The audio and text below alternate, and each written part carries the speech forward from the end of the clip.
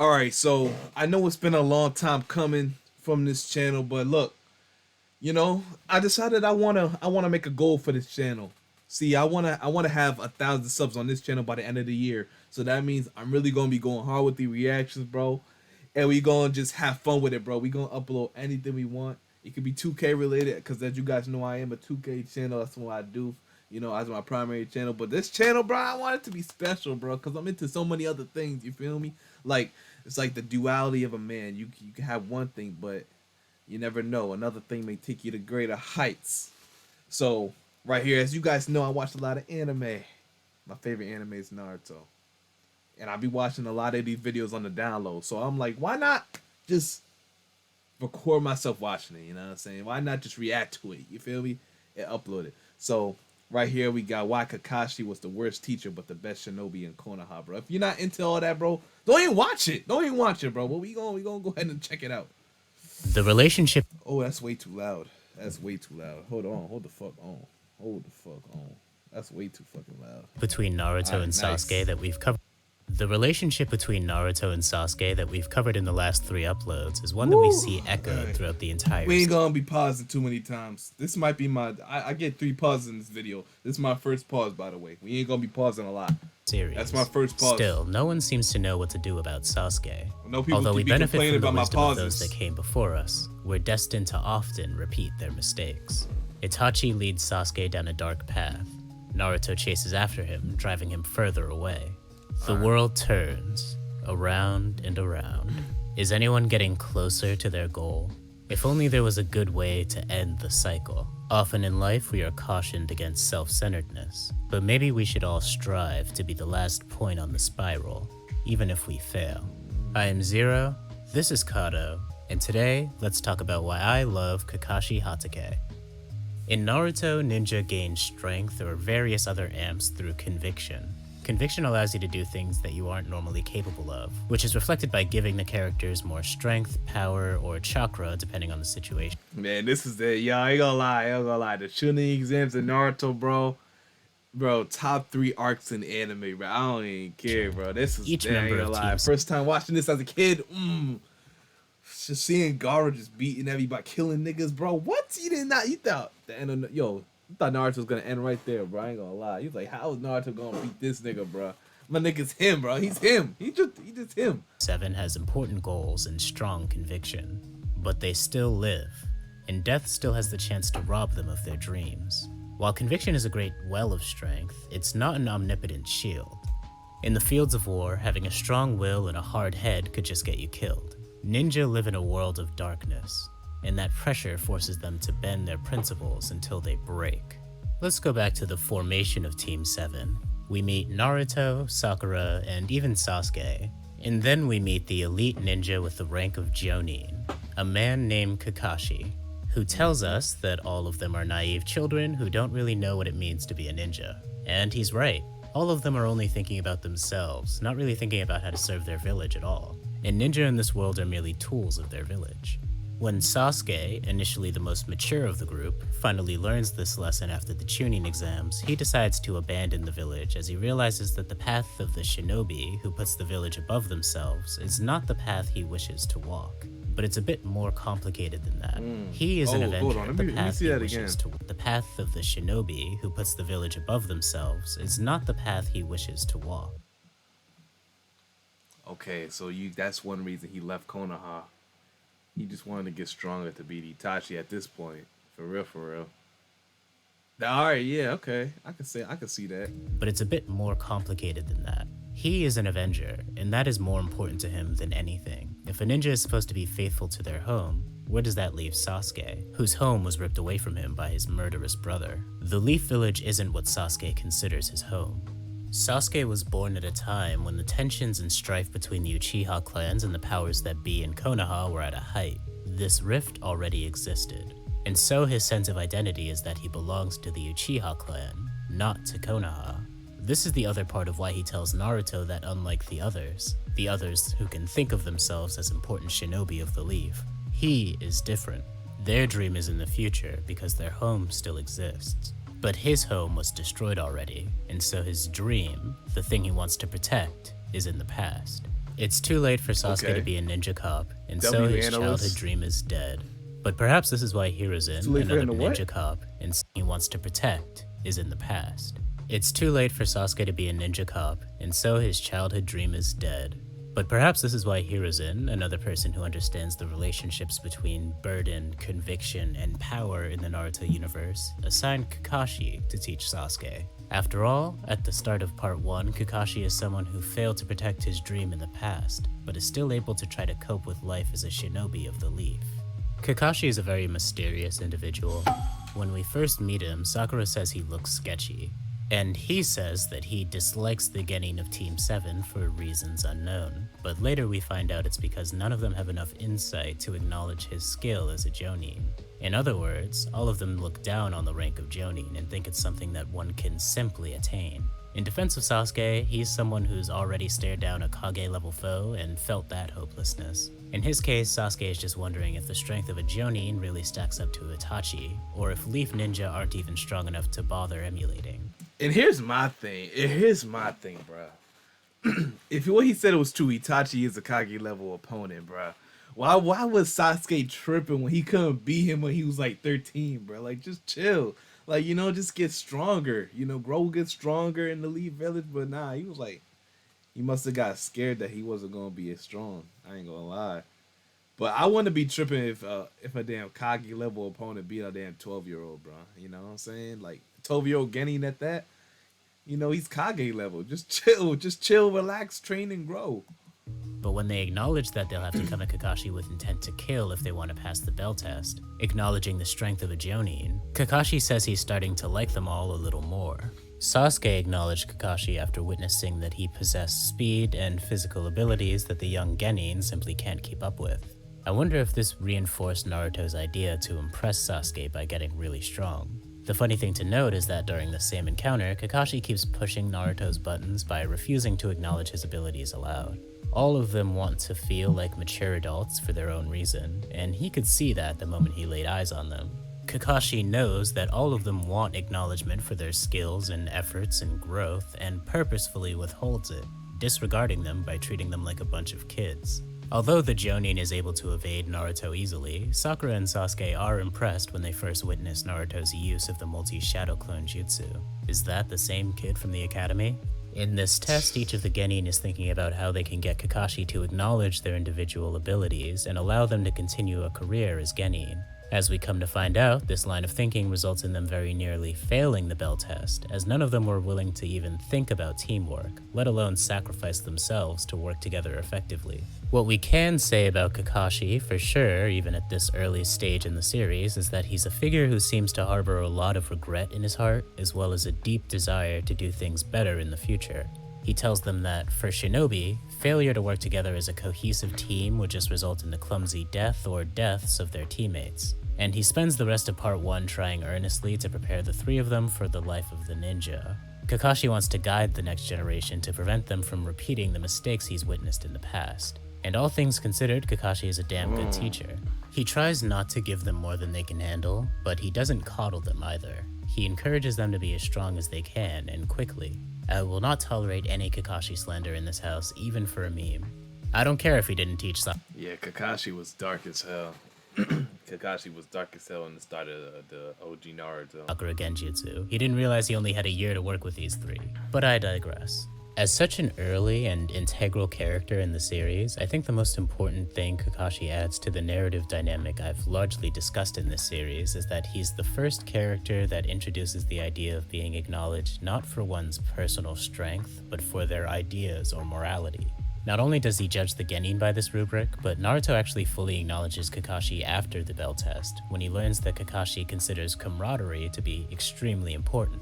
This impresses the lonely ninja far more than the fact that Kakashi can easily handle these Genin.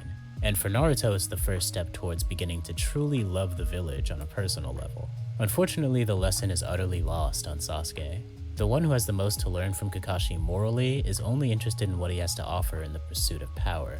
Kakashi thinks that Sasuke is like him, and he's right in a way.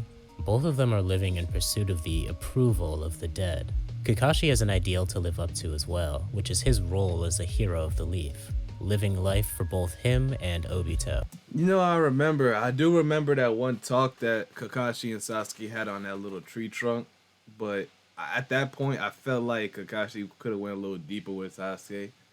And that's why I say I don't know, he was the worst teacher. He is the best Shinobi, but he not the worst teacher. But he definitely could have been a little deeper with Sasuke and explained things a little more because, damn, he just said a couple words and that was it. You know, he could have went deeper. If he said he felt like he was like Sasuke, he could have went deeper. Maybe things would have changed, but yeah, wasn't a good teacher. Wasn't a good teacher. Obviously, Definitely. Kakashi wants to do a better job of keeping his team safe than he has in the past as a captain, but there's another deeper goal that he has as a leader.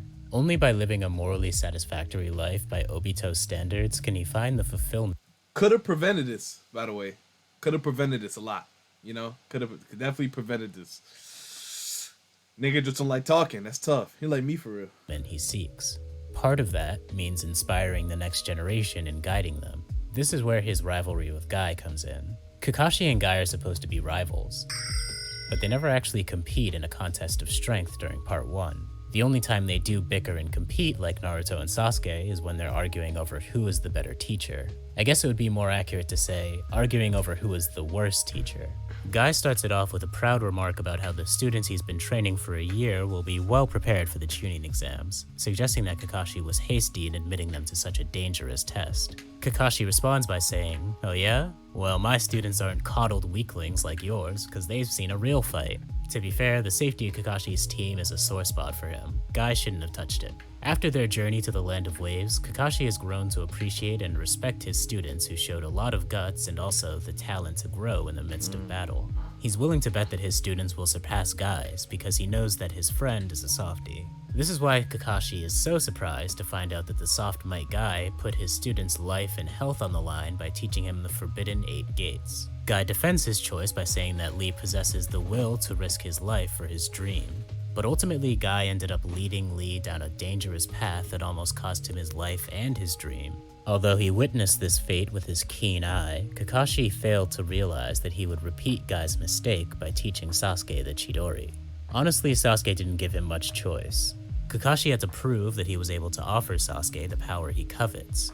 Kakashi, a loyal Jonin and the pride of the Leaf, offered up his strongest and most secret technique. And yet, this jutsu wasn't strong enough to kill Naruto, let alone Itachi. Of course, Sasuke's doubts start to creep back in.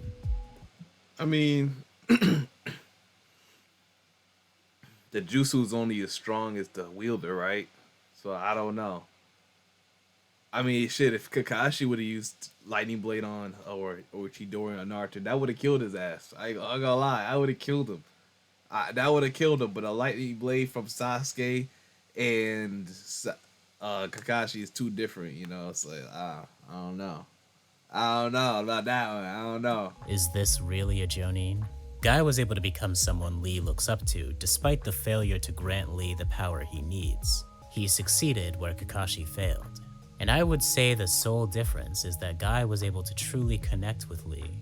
Guy told Lee to pursue his dream no matter what, even if it killed him. And Kakashi told Sasuke to give his dream up. Sasuke's heart needed Itachi to face judgment. But could Kakashi tell Sasuke that he would help him kill Itachi and say it with a straight face? He can't. We see the result. This will renew Kakashi's regret, and that will strengthen his conviction. Some characters in Naruto understand that emotional pain endured when ninjas face trials and tribulations has the potential to strengthen their conviction, which will make them train better and make their chi stronger. Rock Lee, for instance, is a character whose existence proves that no matter what, someone in Naruto can get really strong solely through conviction alone. Lee also demonstrates that it's possible for conviction to be dangerous, being among the first characters in the entire franchise to embody that lesson. Lee sacrifices his body to the forbidden power of the 8 Gates, all to chase his dream. And then when that cost him his dream, he's willing to risk his very life in a 50-50 gambit, rather than live any other life than that of the ninja. In Lee's case, it's treated as a story that's tragically heroic, but this choice foreshadows Sasuke's. He would rather give up his life if it means he can achieve his dream of being an Avenger. And because Sasuke has endured much more than Lee has, so too is his conviction in his dream much deeper. We can assume that most of the adult characters understand through experience this relationship between conviction and power, with a couple of exceptions like Orochimaru and Tsunade. Kakashi in particular is definitely aware of this, as he gains deeper faith in the future of Team 7 as So if he's saying this, I mean, you would say Kakashi was a good teacher, but he wasn't a good role model. There's a difference between being a teacher and an actual role model. He could have been a role model for Sasuke. Like I said, he could have been a role model for him, but he really didn't care enough to really go deep into that, into Sasuke's heart, and then you see what it led to. Because Kakashi knew he couldn't fuck with Itachi, and he knew that's what Sasuke wanted, so he was like, just forget it. Instead of coming up with a solution, you know, sometimes you just gotta do that. That goes for in real life too. Sometimes you just gotta sit down with a kid, dig into their heart, and then tell them off. That's why it's good to always get that good relationship in with your students, child, whatever. It always could turn out for the best. Only after witnessing that they each possess conviction. The philosophy of the Leaf Village is that the very strongest conviction is the resolve to protect others, no matter what the personal cost. Ironically, Naruto was taught this lesson from a ninja that was rejected by the Bloody Mist, but he was able to understand it because he had previously witnessed the strength of the Will of Fire in Iruka. The reason that Final Valley Naruto and Sasuke got stronger than any other ninja of the Leaf, aside from Rock Lee, is that they were the only ones whose conviction was Nah.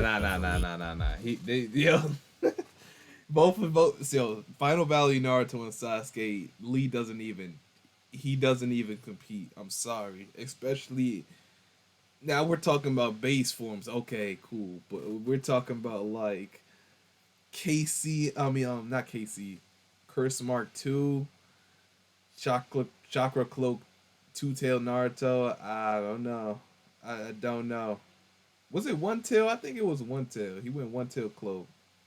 Yeah, I don't know about that one. The reason that Final Valley Naruto and Sasuke got stronger than any other ninja of the Leaf, aside from Rock Lee, is that they were the only ones whose conviction was always strong enough to sacrifice their very lives and their bodies. But Sasuke needed to resort to unnatural means to match Naruto's power, because Sasuke didn't have faith in the power to protect.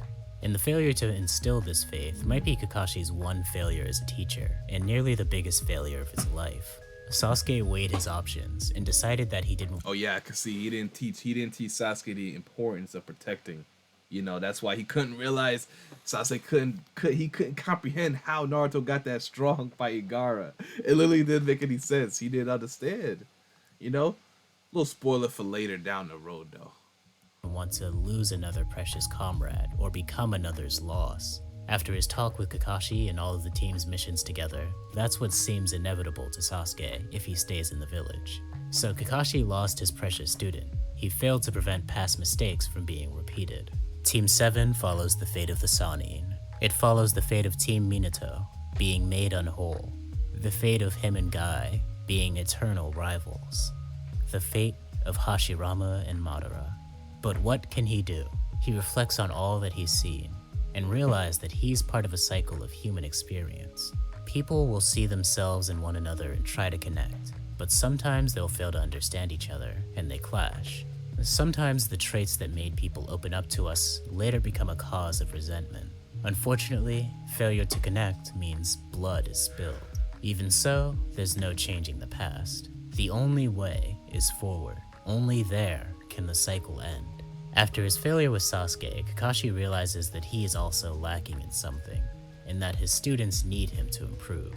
Otherwise, he can't be the person who leads them. Kakashi humbly allows his students to pursue the knowledge of others to help them survive in this chaotic world, until such a time that he can be the one they look up to. And so, his conviction is restored, and he begins to train to prove that he is not an imposter. He is the son of the White Fang, a hero of the Leaf. Ultimately, the symbolism of the spiral belongs to Naruto Uzumaki. Kakashi is not the main character. He's not fated to succeed where others failed. He doesn't get to be the end of the cycle, but he tries, and tries again. That's why I love Kakashi. Personally, I have Yeah. to commend Kishimoto for including this thread of characters seeking and attaining acknowledgement. It's actually a very useful moral guide for young readers who are trying to figure out how to get closer to the people in their lives. And as I'm saying, I always love looking for these moral lessons in battle shonen. It's also an interesting meditation on the cyclical nature of human behavior. All in all, good work, Kishimoto.